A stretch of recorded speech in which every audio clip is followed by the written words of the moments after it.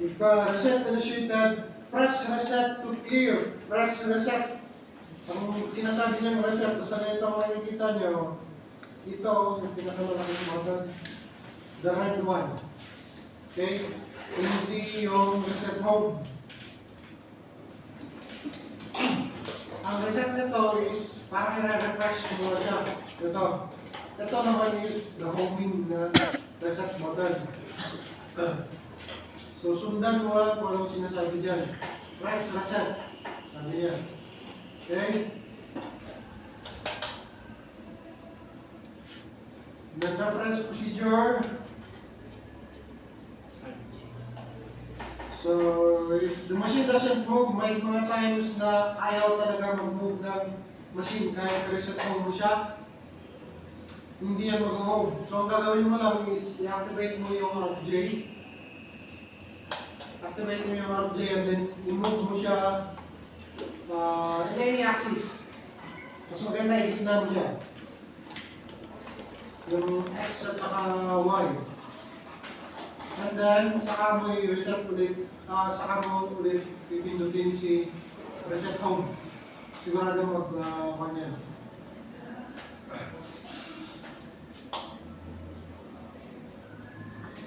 The machine homes and Z, Y, and X in sequence. So, unahin niya yung Z, akit mo na siya. Safety feature din yan ng machine na baka mababa masyado ito, i-akit na muna yan bago siya mag-home sa X and Y. So, unahin niya always sa Z. Kaya sa programming niya, ganun yung ginagawa niya, iba? I-home muna yung Z. When the machine is home, the digital readout or DRO will display. Ano ba si digital readout? Yan siya. The coordinates, current coordinates.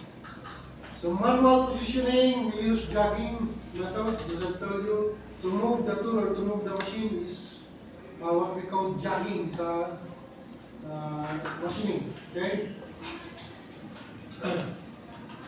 Now to jog, click the Z, Y, and X buttons in the operator's panel. Ito ang tinatawag natin na operator's panel. Kung sa right side, ng interface. Okay? So, switch between slow and fast mode by clicking yung button na yan. Si turtle at saka si rabbit, which is nasa gitna. Okay? For dual function buttons, whatever mode is in the upper part of the button, it will be activated when the indicator light is on. So pag naka-lights on, para sa mga dual buttons, kung ano nasa taas yung active, katulad nito. Naka-light siya, so si turtle ang active. So switch between, hindi ito slow and fast. Incremental and continuous, and then set the increments by selecting yan, yung mga buttons na yan. Ano ibig sabihin na times 1? Mabagal. 0.01, diba? Times 10, 0.1, and of course times 100 is 1 whole millimeter. Yan siya. Okay? So, mas easier pag ginamit natin ito, J function, pag nag-operate na tayo ng machine. Meron siyang mga instruction dyan. Tulad ng Z positive, page up, Z negative, page down. So, tignan mo lang, sundan mo lang ang mga yan. It will be easier for you. Kaysa silip ka ng silip kung saan ako punta, kung saan mo kung mag-mouse ka. Okay. So, press J to active and deactivate the keyboard as jog panel. Huwag mo hayaan na laging naka-on yan. Kasi minsan nakaka-counter yan sa ibang commands. Kaya huwag mo siyang hayaan laging naka-active. Close mo siya by pressing J again. Huwag mo siyang i-X kasi naka-active pa rin yan. Kung hindi mo siya i-activate. Okay? So, yun yung ginawa natin. Next time,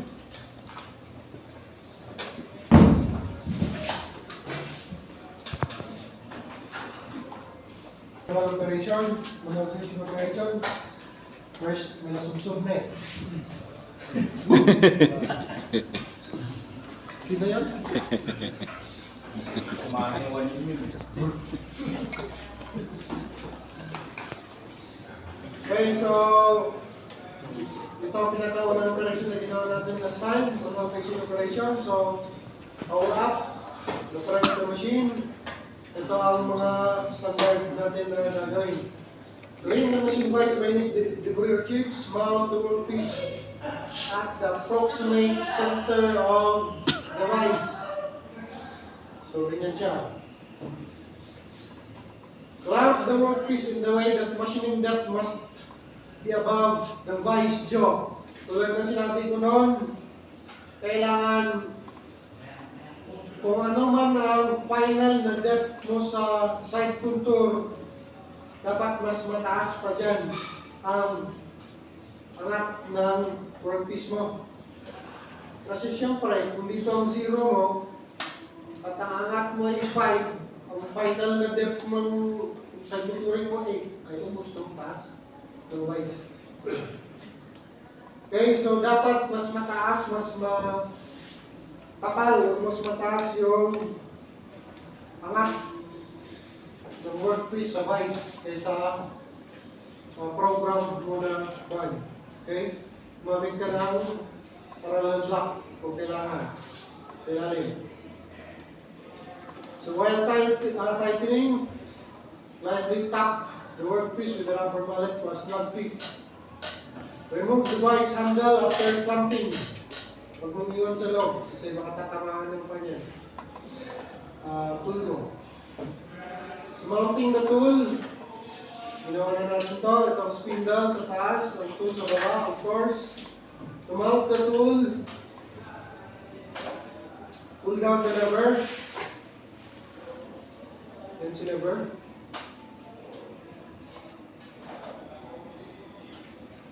Insert the tool while holding down the lever.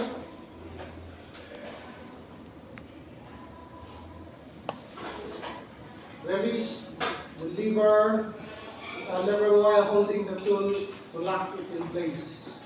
So wag mo lang bitawan si tool habang hindi pa nag-lock si lever sa taas. Okay? So close the machine door. When the operator is panel, click auto, manual button to switch to manual mode. Kasi nung gagawin natin, patanggalin na natin yung spindle, di ba?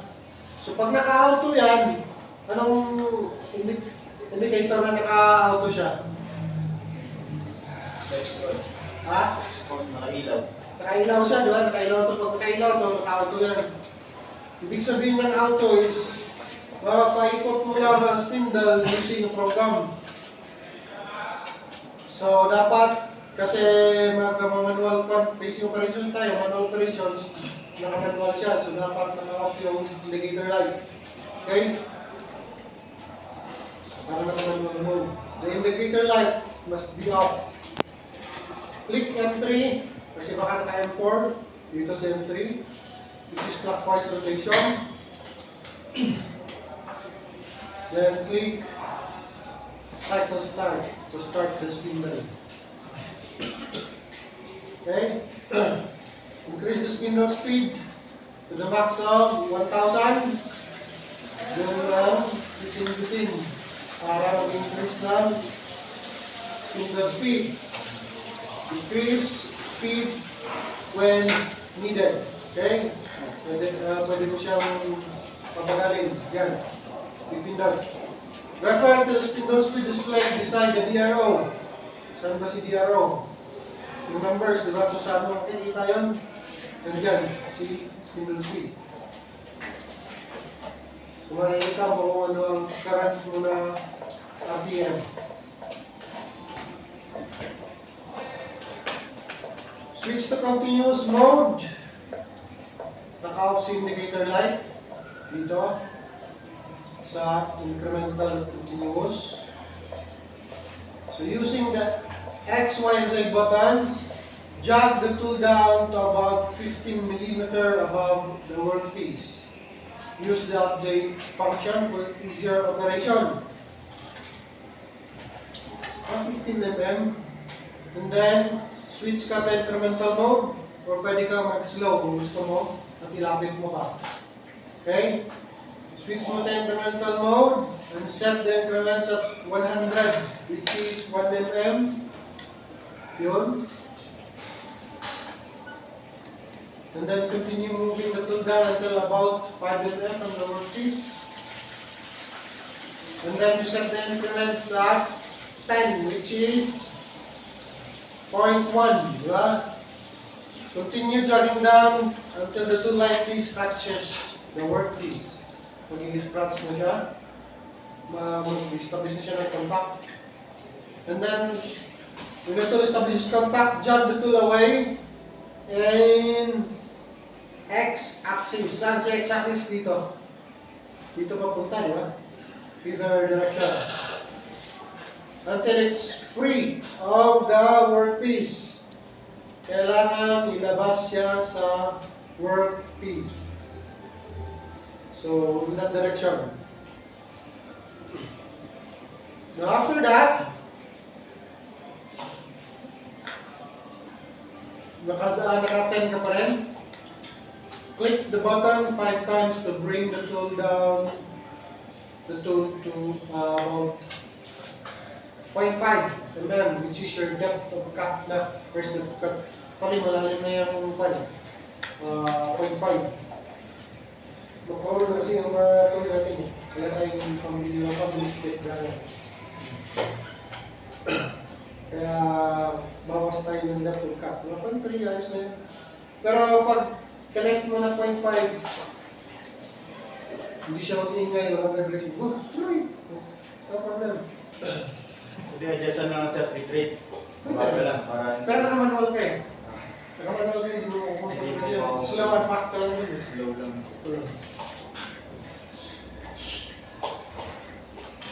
So, verify the DRO pag gusto mong makita yung distance travel ng tool. For example, nag-set ka ng depth, so makikita mo yung granite. Pag down ng tool, makikita mo yung anong lalim ng na-set mo. Okay? Switch to continuous. So, pag nag-facing ka, dapat continuous mode siya. Kasi kung incremental, kakajot-kajot lang yan. Titigil-tigil. Kaya pinaka malayong kanya is 1 mm lang. Pag naka-incremental ko, so dapat continuous siya. And then naka-slow. Okay? So, ganyan lang. Perform facing operation by manipulating the X positive, X negative, Y positive, and Y negative buttons only. Never attempt to use Z negative while the tool is engaging with the workpiece. So yan. Kung Z positive naman, siyempre, angat yan, paano tayo mag-facing, di ba? So XY na lang kapag na-set mo na yung depth of cut mo. So dyan ka lang. So if the first depth of cut doesn't clean up the surface, repeat the operation by setting another 0.5 depth of cut. Always clear the tool off the workpiece before jogging down the tool. Okay, so lagi siya may labas before mag-set ng depth of cut. Continue the facing operation until the top surface is cleaned up. Do not exceed 0.5 mm as depth of cut. After cleanup, stop the spindle. Come on, stop. Quick toe check to retract the tool to zero position. Yan na. Tapos na yung yung ginawa niya. Okay, so gagawin natin ngayon. Set up tayo ng tool. Height of sights na. Okay.